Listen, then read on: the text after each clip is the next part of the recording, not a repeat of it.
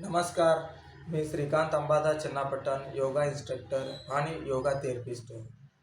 आज आपण योगासन, प्राणायाम, ध्यान केल्याने आपल्या शरीरावर, मनावर आणि आपल्या भावनावर काय त्याचा परिणाम होतो, आपले पंच ज्ञानेंद्रिय, पंच कर्मेंद्रिय त्याला कसं नियंत्रित ठेवलं जातं, कसं संतुलन मिळवलं जातं, त्याबद्दल थोडंफार आपण माहिती घेणार आहोत. आपलं शरीर म्हणजे हे अनेक पेशींचा समूह. शास्त्रीय दृष्टिकोनातून अभ्यास करताना आपले शरीर म्हणजे हे अनेक पेशींचा समूह. यामध्ये विविध पण एकत्रित काम करणाऱ्या अनेक संस्थांचा समावेश असतो. ते म्हणजे दृश्य किंवा स्थूल शरीर, अदृश्य किंवा सूक्ष्म शरीराचा.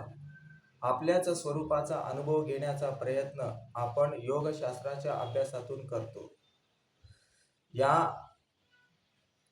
यातूनच आपले व्यक्तिमत्व विकसित होत जाते. त्यासाठी आपण आपली एकादश इंद्रिय वापरतो.